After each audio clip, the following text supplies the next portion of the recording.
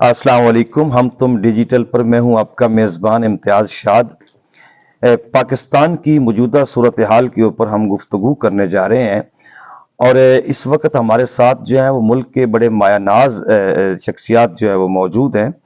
हमारे साथ जो है वो इस वक्त प्रोफेसर साहब मौजूद हैं और हमारे साथ जो है वो सरदार जोया साहब मौजूद हैं और दोनों अपनी अपनी सतह पर बड़ा एक नाम रखते हैं और मैं ख़ास तौर पे इन दोस्तों से बड़ा मुतासिर भी हूँ।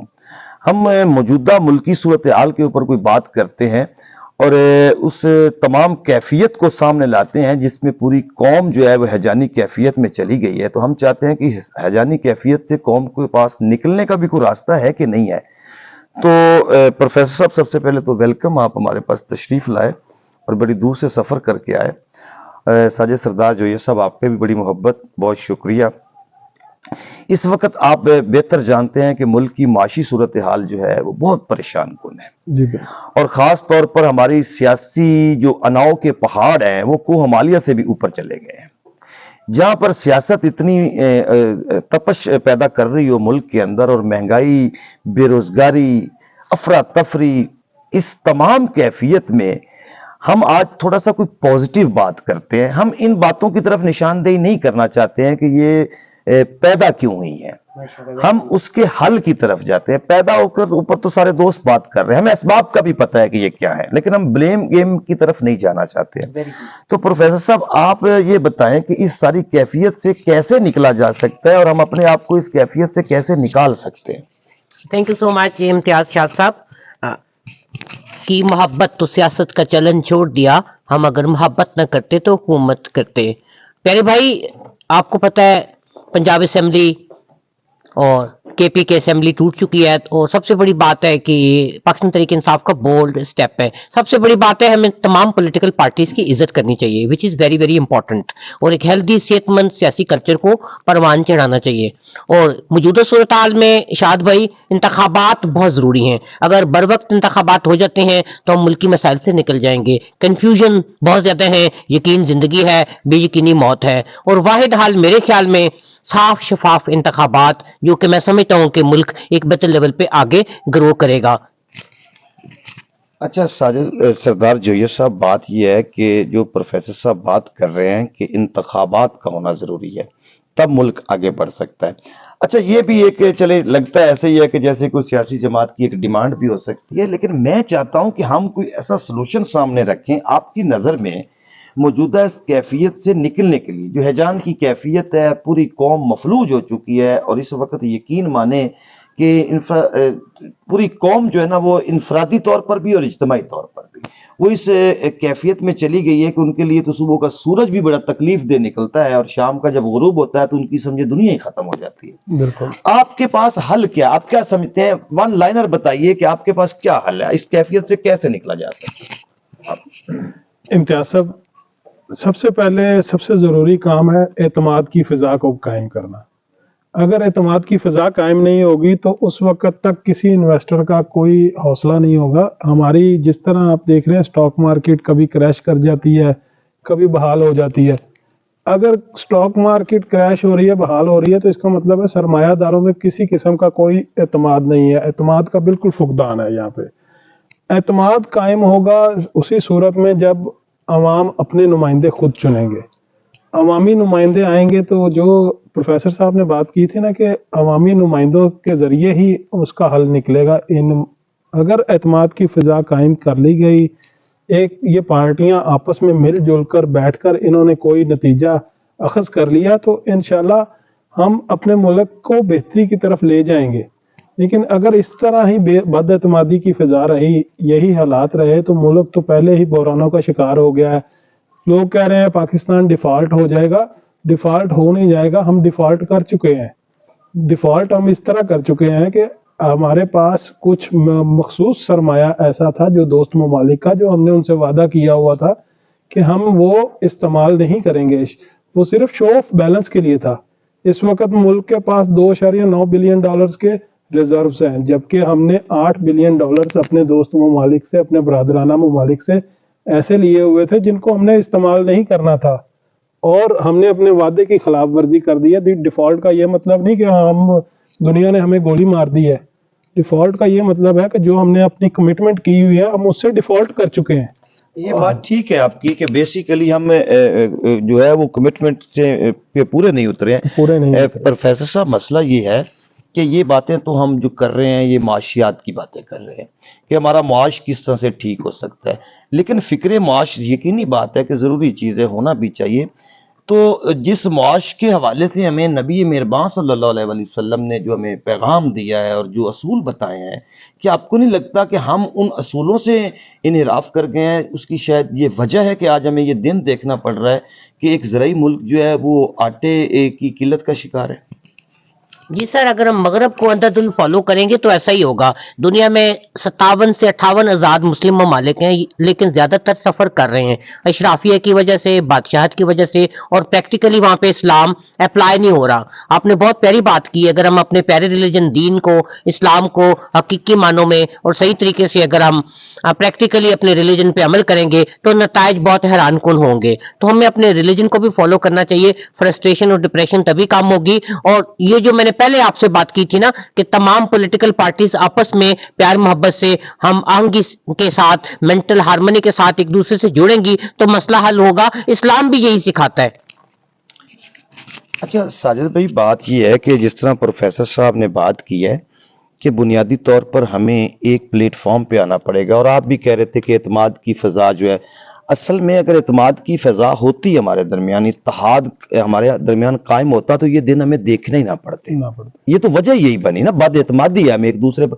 दुनिया हम सब पर एतमाद नहीं कर रही और हम आपस में एक दूसरे पर एतमाद नहीं कर रहे हैं। अच्छा, अब ये है कि ये कैफियत जो है अफगानिस्तान के ऊपर दुनिया के तमाम ममालिक ने मिलकर बम्बारमेंट की, आपके सामने है सारी सूरत। बिल्कुल। अच्छा, अब वहां पे ऐसा क्या है कि वहां पर कोई भूख नहीं है? असल में मैं ये जानना चाहता हूं कि ऐसा कौम में क्या पैगाम जाए कि कौम तो मुत्तहिद हो जाए, लीडरान अगर नहीं भी होते तो कोई मसला नहीं है। इम्तियाज साहब, इसमें आपने जो अफगानिस्तान की मिसाल दी है ना, वो एक बहुत अच्छी और ज़बरदस्त मिसाल है कि वो मुल्क जो पिछले 40 साल से खाना जंगी का शिकार है, लेकिन वो हमारी तरह इस तरह भूखे नहीं मर रहे जिस तरह हमारे हालात हैं, क्योंकि उनके पास एक ईमान की ताकत है, अल्लाह पर एक तवक्कल है, जिसके ज़रिए उन्होंने अल्लाह पर तवक्कल के ज़रिए अपने 2 सुपर पावर्स को हराया है। दोनों अलग-अलग ब्लॉक्स थे, रशिया अलग ब्लॉक था, अमेरिका अलग ब्लॉक था, लेकिन उन्होंने अल्लाह ताला पर अपना आसरा बनाया, अल्लाह के ज़रिए अल्लाह के ऊपर एतमाद करके उन्होंने सुपर पावर्स को शिकस्त दी। जब उन्होंने सुपर पावर को शिकस्त दे दी है तो ये तो छोटे मोटे माशी बहरान है इनका। उनको क्या, अमेरिका ने उनके डॉलर्स रोक लिए, तालिबान के जो खजाने में वर्ल्ड बैंक में रकम पड़ी हुई थी वो रोक ली, लेकिन वो हमारी तरह बिलक तो नहीं रहे, वो तो फिर भी हमसे ज़्यादा खुशहाल ज़िंदगी गुजार रहे हैं। जब वहाँ पे हुकूमत आई तालिबान की तो उनकी करेंसी 88 से 92 पर 124 पर चली गई, लेकिन अब वो क्या, तालिबान ऐसे ही इकोनॉमिक फिलोसफर हैं जिन्होंने उसको दोबारा 80 पर लिया है? क्या वो मदरसे में उनको बैंकिंग की डिग्रियां पढ़ाई जाती हैं? सिर्फ अल्लाह पर तवक्कल है, अल्लाह पर उन्होंने तवक्कल किया है। तो वो देख लें, अगर हम अल्लाह से तिजारत कर लें, अल्लाह के बताए हुए रास्ते पर, नबी पाक की बताई हुई सीरत पर हम अमल कर लें तो इंशाल्लाह हम कामयाब होंगे। लेकिन अगर हम यूरोप के सूदी निज़ाम में और इसी तरह उनकी तालीमात में रहेंगे तो हम इसी तरह पिसते ही रहेंगे। प्रोफेसर साहब, बात यह है कि हमारा तालीमी निज़ाम बर्बाद है, हमारा माशी निज़ाम बर्बाद है, हमारा अखलाकी मोराल जो है वो इंतहाई डाउन है। यानी हम इखलाकियात की भी पस्ती की तरफ चले गए हैं, माशियात की भी पस्ती की तरफ चले गए हैं, तालीम की भी पस्ती की तरफ चले गए हैं। तो फिर इस पस्ती में गिरी हुई जो ये कौम है, इसको उठ जाने के लिए कोई तो ऐसी राह प्लीज दिखाएं, क्योंकि आप तो रूहानी तौर पर भी चीज़ों को देखते हैं, आप तो बहुत बड़े मोटिवेशनल स्पीकर भी हैं, तो आप कम से कम कोई ऐसी रोशनी तो दिखाएं इस कौम को कि इसके अंदर जो है वो बेदारी पैदा हो और ये अपने कदमों पर खुद खड़ी हो जाए।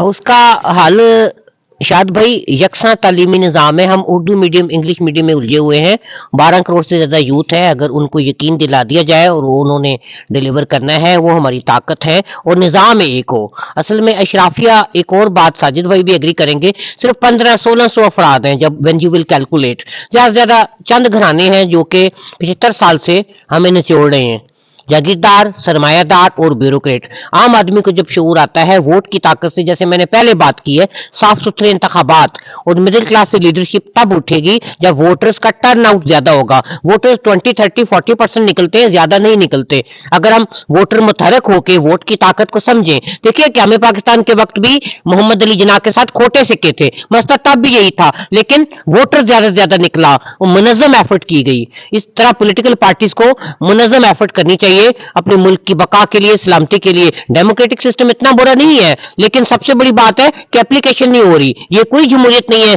कि सिर्फ चंद घराने हम पे डोमिनेट कर रहे हैं, जो कि जमहूरियत की हकीकी रूह के कतई खिलाफ है। वही चंद घराने, आप सब समझते हैं, सिर्फ 1500 अफराद को, अगर जैसे बार बार कुछ लोग ये कहते हैं मजहबी जुनूनी कि उन 1500 अफराद को उड़ा दिया जाए तो मुल्क ठीक हो जाएगा, तो ये हकीकी मानों में ये एक बात सही है। तैयब ने, देखे तैयब अर्दगान ने टर्की में एस्टेब्लिशमेंट को भी नथ डाली और रिजल्ट्स लिए। दुनिया के बहुत सारे ममालिक बहुत ऊपर जा रहे हैं, मलेशिया बहुत ऊपर है, और बांग्लादेश देखिएगा जब एस्टेब्लिशमेंट के चुंगल के अंदर था तो वो डिलीवर नहीं कर रहा था। मुजीबुर रहमान, जिसको अब गद्दार कहते हैं, जब अलहदा बांग्लादेश बना तो अब देखिएगा उसके प्रोग्रेस। मैंने अब लाहौर में मुख्तलिफ लंडा बाजारों में ऐसी शर्ट्स देखी है जिसपे लिखा हुआ था मेड इन बांग्लादेश, तो दुख होता है हम इतने पीछे क्यों हैं, और हमारी सारी इंडस्ट्री, इवन टेक्सटाइल इंडस्ट्री भी बांग्लादेश चली गई है। तो मैं ये कहना चाह रहा हूं कि सेहतमंद जमहूरियत, इंतखाबात, बार बार इंतखाबात, बदतरीन जमहूरियत भी आमरीत से बेहतर होती है। असल में जमहूरियत है ही नहीं हकीकी मानों में शाद भाई, यहाँ पे आमरीत ही डोमिनेट कर रही है। चंद घराने हैं जो कि जमहूरियत की स्पिरिट के एब्सोल्युटली अगेंस्ट है। दुनिया भर में अपोजिशन होती है लेकिन प्यार मोहब्बत से चलते हैं, दूसरे की शिकस्त को एक्सेप्ट करते हैं। हमारे यहाँ सिर्फ ब्लेम गेम है जो कि बहुत खौफनाक है, जिससे हमारा मुल्क अभी तक गरीब तरीन है और अशराफिया अमीर तरीन है। जी नाजरीन, आपने प्रोफेसर साहब की गुफ्तगू सुनी और आपने साजिद सरदार जोया साहब की भी गुफ्तगू सुनी। आज इस गुफ्तगू का मकसद ये था कि थोड़ी सी पॉजिटिव थिंकिंग जो है वो लोगों के सामने जानी चाहिए। बेसिकली हमारे यहाँ नेगेटिविटी बहुत फैली हुई है, और एक तो हम माशी तौर पर नीचे जा रहे हैं, और दूसरा नेगेटिविटी की वजह से हमारे नौजवान नस्ल ख़ास तौर पे जो है वो इंतहाई अफरा तफरी और परेशानी में मुब्तला हो गई है। तो दोनों दोस्तों ने बड़ी खूबसूरत बात की है कि अगर हम अपनी औकात के मुताबिक, अपनी इस्तेदाद के मुताबिक, अपनी ताकत के मुताबिक, यानी चादर के मुताबिक पाँव फैलाएंगे तो यकीनी बात है कि हमें ये मुश्किलात नहीं आएंगी। जब तक हम अगियार की गोद में बैठे रहेंगे, सवाल ही पैदा नहीं होता कि हम इस वतन अजीज़ को खुशहाली की तरफ लेकर जाएं। खुशहाली की तरफ बढ़ने के लिए आपको कशकोल तोड़ना पड़ेगा, और कशकोल यकीनी बात है कि हुक्मरानों के हाथ में है, अवाम के हाथ में कतन कशकोल नहीं है। अवाम तो आज भी मेहनत कर रही है, अवाम पहले भी मेहनत पर यकीन रखती थी, मगर हमारे हुक्मरान जो है उन्हें शायद ना तो अल्लाह की ज़ात पर कोई तवक्कल है और भरोसा है, और ना ही वो मेहनत पर यकीन रखते हैं, क्योंकि लूट मार की दौलत ने उनको ज़हनी तौर पर इस कैफियत में मुब्तला कर दिया है कि वो मेहनत पर यकीन ही नहीं रखते। इस कौम को मेहनत करने का मौका दीजिए, ये कौम मुल्क को मुश्किलात से निकाल सकती है। अपने मेज़बान इम्तियाज़ शाद को इजाज़त दीजिए, अपने इस चैनल का भी ख्याल रखिएगा। पाकिस्तान पाइंदाबाद।